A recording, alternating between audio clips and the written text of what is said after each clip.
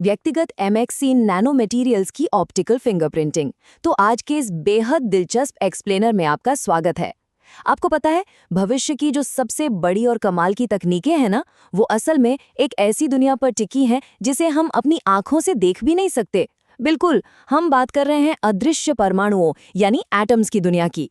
आज हम इसी माइक्रोस्कोपिक लेवल के एक ऐसे क्रांतिकारी विषय को डिकोड करने वाले हैं जो सच में ये बदल कर रख देगा कि हमारे भविष्य के गैजेट्स कैसे बनाए जाते हैं। ठीक है, तो चलिए सीधे मुद्दे पर आते हैं। हम दुनिया की सबसे बेहतरीन super fast rapid charging battery आखिर कैसे बना सकते हैं? ये आज के समय का बहुत बड़ा सवाल है ना? आने वाले समय के स्मार्टफोन्स, लैपटॉप्स और एडवांस एनर्जी गैजेट्स का जो असली रहस्य है, वो उन सामग्रियों या मटेरियल्स के विश्लेषण में छिपा है जिन्हें देखा तक नहीं जा सकता। और सच कहूं तो ये बात बिल्कुल सटीक बैठती है कि हमारी सबसे बड़ी तकनीकी समस्याओं के समाधान अक्सर सबसे छोटी, बल्कि यूं कहें कि बिल्कुल अदृश्य जगहों पर ही मिलते हैं। चलिए अब अपनी चर्चा को जूम इन करते हैं और सीधा इस सूक्ष्म दुनिया में चलते हैं। अदृश्य दुनिया में आपका स्वागत है। और यहाँ आज के हमारे इस सोर्स मटेरियल के असली हीरो से आपकी मुलाकात करवाते हैं। इस बेहद खास मटेरियल को एमएक्सीन्स या मैक्सीन्स कहा जाता है। अब आप सोच रहे होंगे कि ये एमएक्सीन्स आखिर भला क्या है।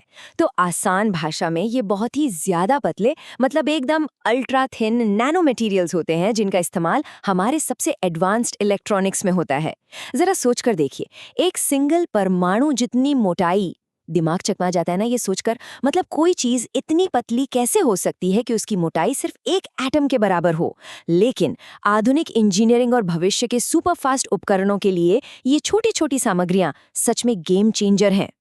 और ये चीज़ बड़े ही खूबी से इस बात को दर्शाती है कि पुरानी अप्रोच और नई अप्रोच में क्या फ़र्क है। पहले क्या होता था कि रिसर्चर्स को इन सामग्रियों को एक बहुत बड़े झुंड या बल्क के रूप में देखना पड़ता था, जैसे किसी बहुत बड़ी भीड़ को दूर से देखना।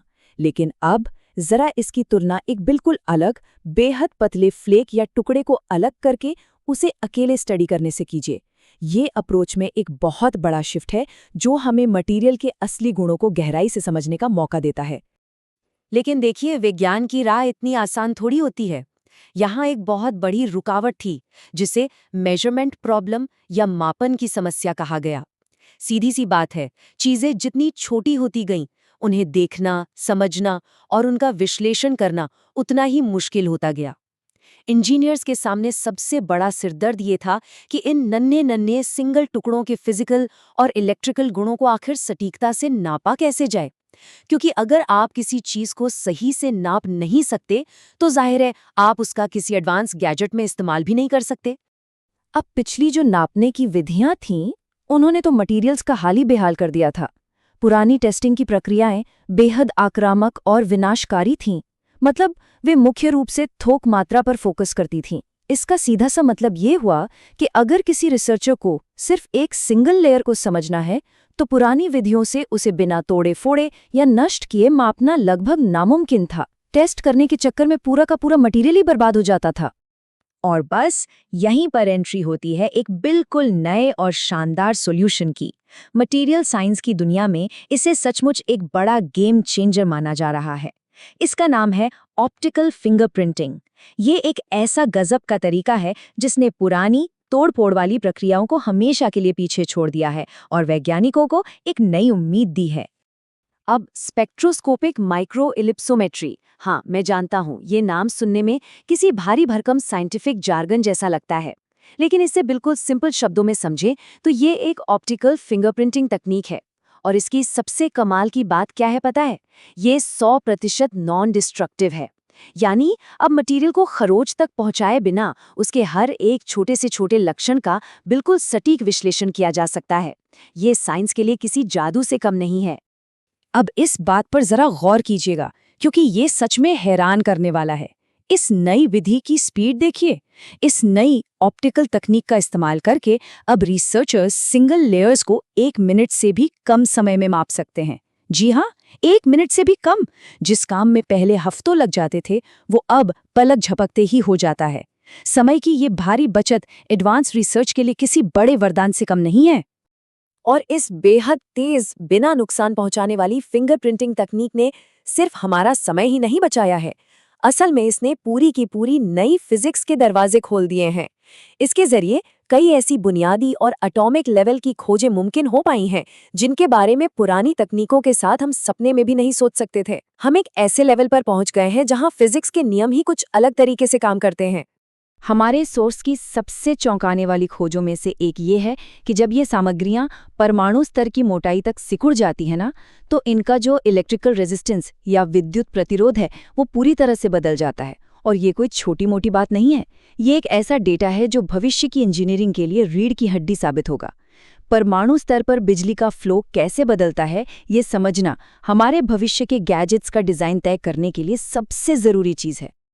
चलिए अब जूम आउट करते हैं और वापस अपनी बड़ी वाली दुनिया में आते हैं।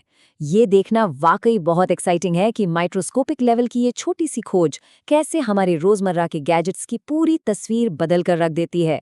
ये सीधा नेक्स्ट जनरेशन 2D डिवाइसेस के निर्माण का रास्ता साफ कर रही है, जो हमारे तकनीक इस्तेमाल करने के तरीके को पूरी तरह से बदल देंगे। जब आपके पास एकदम सटीक मॉलिक्यूलर डेटा होता है तो हाई परफॉर्मेंस टेक बनाना बहुत ही आसान हो जाता है। इस जानकारी का सीधा असर उन चीजों पर पड़ता है जो हमें आज सबसे ज्यादा चाहिए, जैसे कि कुछ ही मिनटों में चार्ज होने वाली रैपिड चार्जिंग बैटरी और बहुत ही हाई एफिशिएंसी वाले सोलर पैनल्स। इस तकनीक के दम पर एनर्जी स्टोरेज और पावर जनरेशन की दुनिया में जो क्रांति आने वाली है वो सच में बेमिसाल होगी।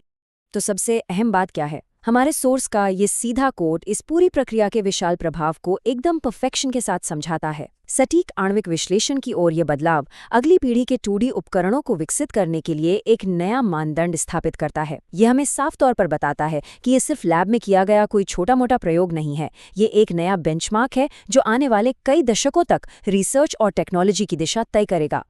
इस एटॉमिक लेवल के ब्रेक थ्रू ने सच में संभावनाओं के अनंत दरवाजे खोल दिए हैं। व्यक्तिगत नैनो मटेरियल्स के एनालिसिस के लिए अब एक बिल्कुल नया और एडवांस्ड स्टैंडर्ड सेट हो चुका है। तो अब सोचने वाली बात यह है कि इस नई सुपर पावर और जानकारी के साथ अगला कौन सा ऐसा नेक्स्ट जेन 2D डिवाइस होगा जो पूरी दुनिया में तहलका मचाएगा। इसी बेहद दिलचस्प सवाल के साथ आज का ये एक्सप्लेनर यहीं समाप्त होता है। सोचने पर मजबूर करता है ना।